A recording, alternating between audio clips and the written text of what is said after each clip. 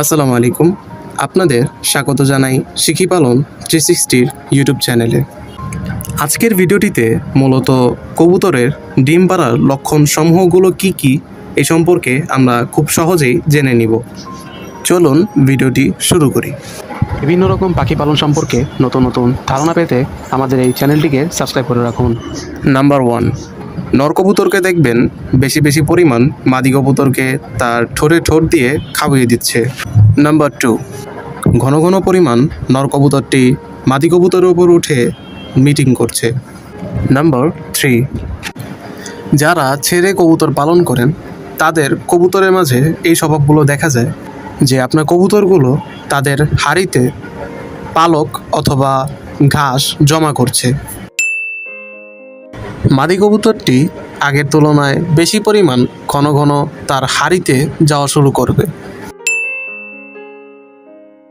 নর কবুতরটি ডিম পাড়ার হাঁড়িতে গলা ফুলিয়ে মাদি কবুতরকে ডাকতে থাকবে। কবুতরগুলো আগের তুলনায় একে অপরের সাথে বেশি পরিমাণ মেলামেশা করবে। আপনার নর কবুতরটি মাদি কবুতরের পালক পরিষ্কার করে দিবে।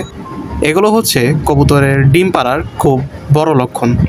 এবার আমরা জানব কবুতর ডিম পাড়ার ঠিক 2 থেকে 1 দিন আগে কেমন ব্যবহার করে। আপনার মাদি কবুতরটি ডিমের হাঁড়িতে বসে থাকবে। যদি কেউ ধরার অথবা হাত দেওয়ার চেষ্টা করে তাহলে কবুতর তার পাখা দিয়ে বাড়ি মারবে কিংবা আপনাকে ঠোকর দেওয়ার চেষ্টা করবে।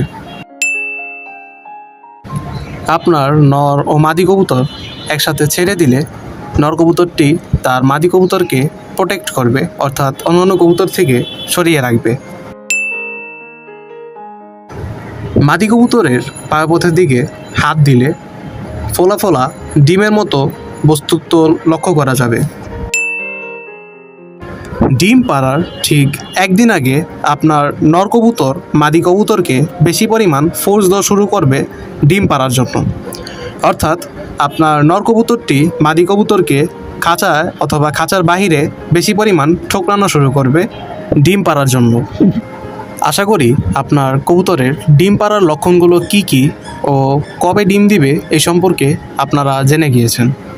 ভিডিওটি ভালো লেগে থাকলে একটি লাইক দিয়ে শিখি পালন 360 পাশে থাকবেন। আল্লাহ হাফেজ।